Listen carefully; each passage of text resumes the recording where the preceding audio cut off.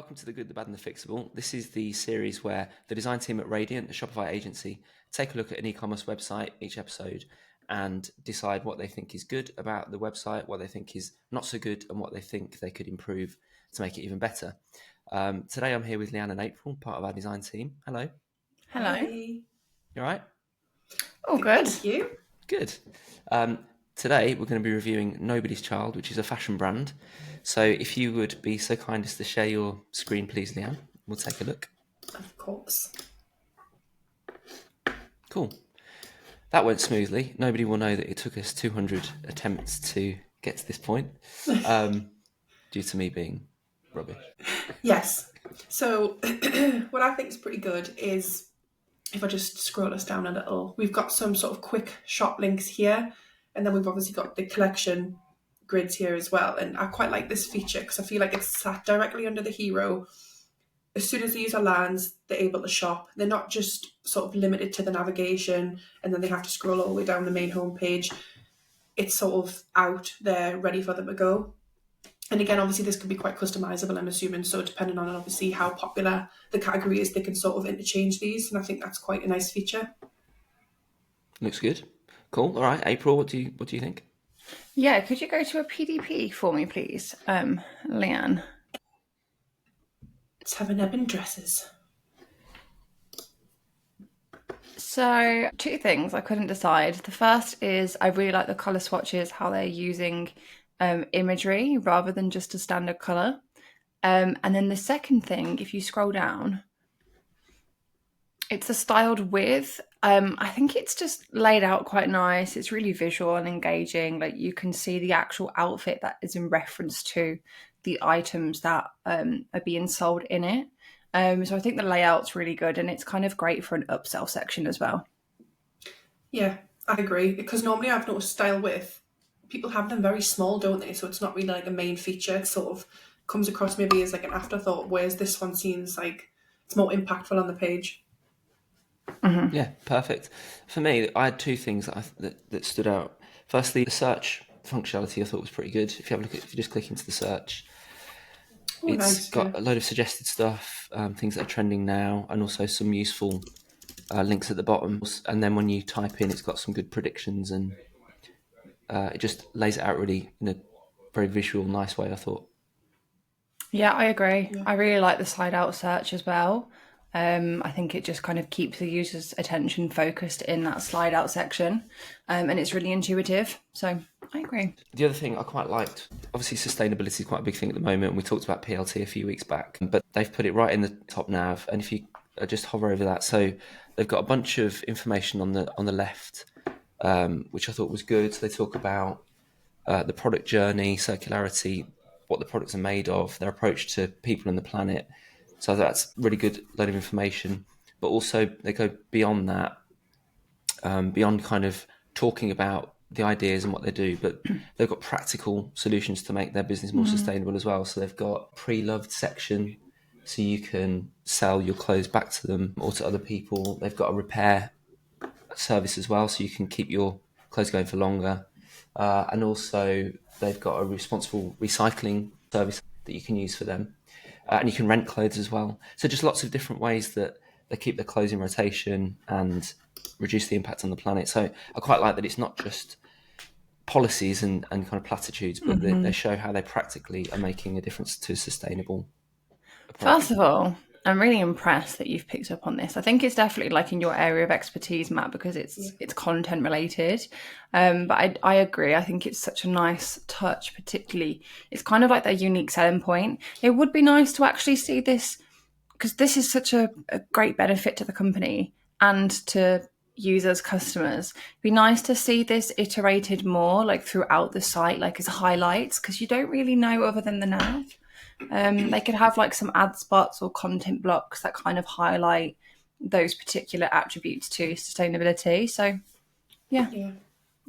So you think they could perhaps shout out about it more? Yeah, like have it as a proper USP. Like have it as a really big selling point for them. Yeah, I agree, because they have the content. We can see obviously from their nav, they've got all the content there. It'd be nice to sort of just see different aspects of it throughout.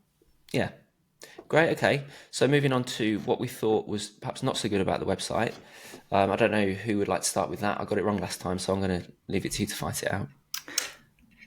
I can go. I'm already on it for my section. Mine was just the hero. It's not so bad on my screen because this is my larger monitor that I'm viewing it on, but on my smaller screen, so my laptop, the hero drops below the viewport, and so does the content within the hero. So it's cut off at the bottom. I don't think it's best UI or UX because everything's cut off, and you've obviously got a CTA there that you want to have people engaging with, and if that's dropped off, you run the risk of either scrolling past it being completely missed.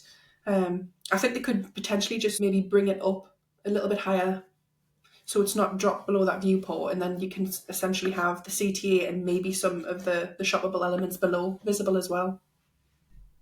Yeah, I agree. I think from a discoverability aspect, you're starting to see brands, like you say, have shorter heroes. It's a real fine balance between like having a really aesthetically pleasing site and having that full viewport height content, because it does look nice having like this really beautiful imagery full screen. But then from a usability aspect, it would be nice to kind of see collection blocks and like product cards.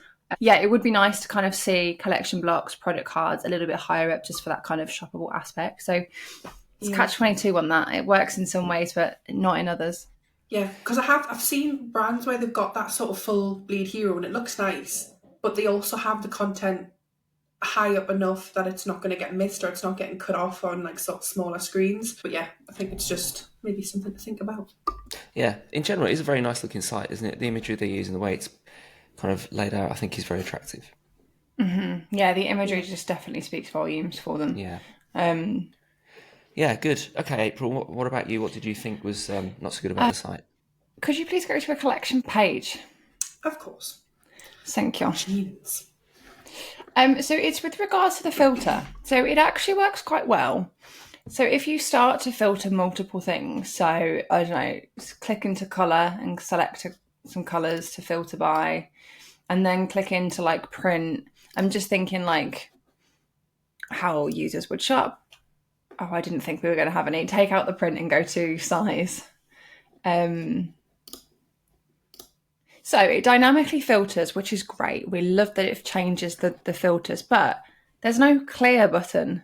So if you want to remove those filter options, you've got to go into each of those, and you can't actually even see, now that the accordions have closed, you can't see which ones you filtered by. Yeah. Like, what if you forget? And then you're only seeing like very few products. The UX of it, the logic of it doesn't work very well. What you should have, I think it's fine to dynamically change the content, but what would be nice to see is like, let's say you've clicked on 3 colors and something else, have those tags of each filter, so like black with a little cross, so that you can close those tags and they can be like at the top of the, above the product cards, or just a clear all filters button. I think the tags work better because you can just go in and change and clear each individual selection, whereas a clear all removes all of them.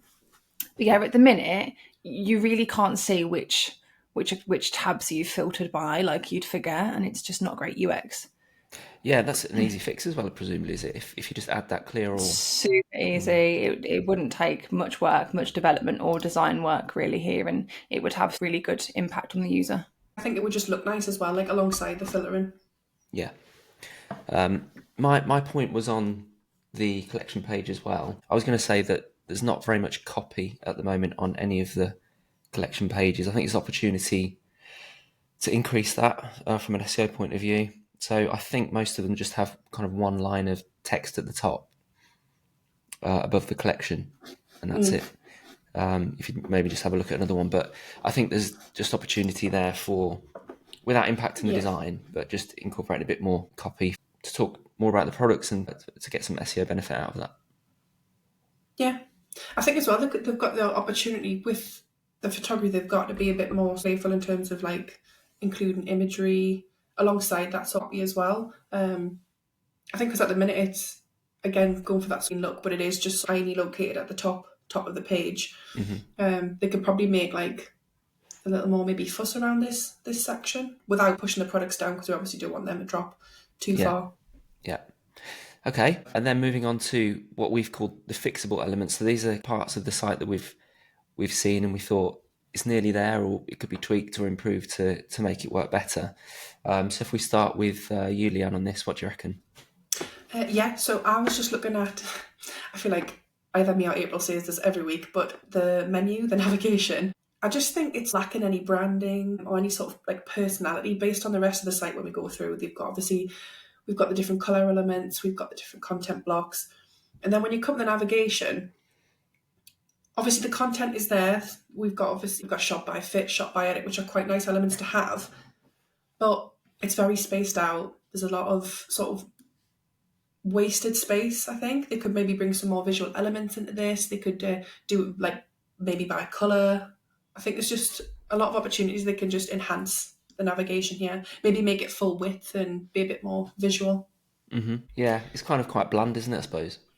Yeah, if you compare it to the rest of the site and the content they have, I think they could just maybe line this a little more.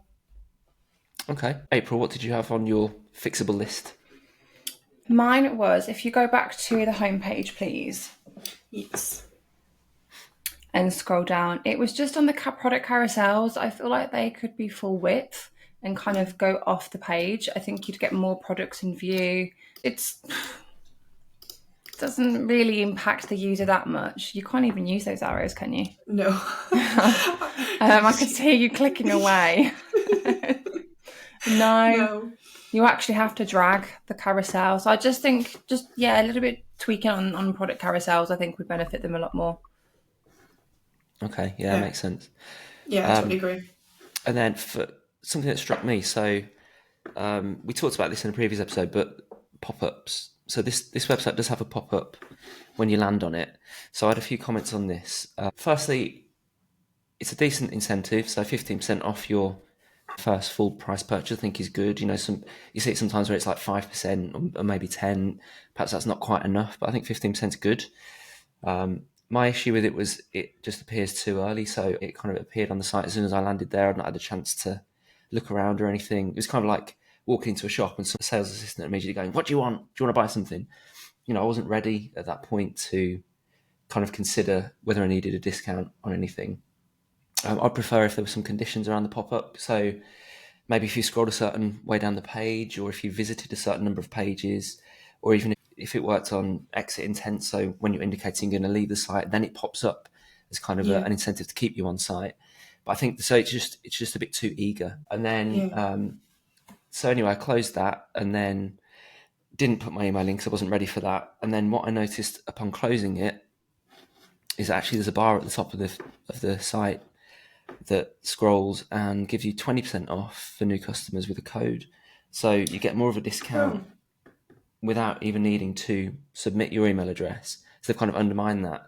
So I think, you know, they're actually giving you a better discount for entering a code than exchanging your valuable data so they can then remarket to you. So I think they should just, you know, I think that's fixable. They could obviously make those changes in order to capture more data from potential customers, and they could probably reduce that 20% discount to 15. Well, I totally agree. What a good catch there, Matt. Noticing the incentive banner. Yeah. So they're kind of conflicting a little bit. Yeah. Great. So yeah, overall, but I thought it was a really nice looking site. I've never shopped there. I've never bought a maxi dress from Nobody's Child, but it looks nice. I would do if I was in the market for one, I think. You've bought a maxi dress from somewhere else there, have you? PLT.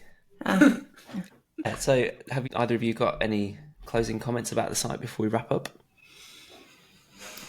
I think the sustainability aspect for me was like the selling point. I think those pages and the content they've really nailed. In terms of everything else, it's just a very kind of standard e-com site. Mm-hmm. But the sustainability aspect, if they pulled that through more, I think they'd get a lot more engagement and excitement around the brand.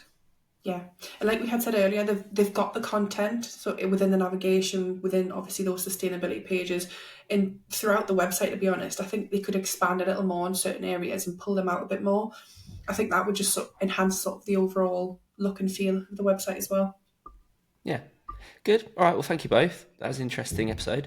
If you're watching and you'd like your site to be reviewed by the team, get in touch and we'll add you to the list. Otherwise, we'll see you next time.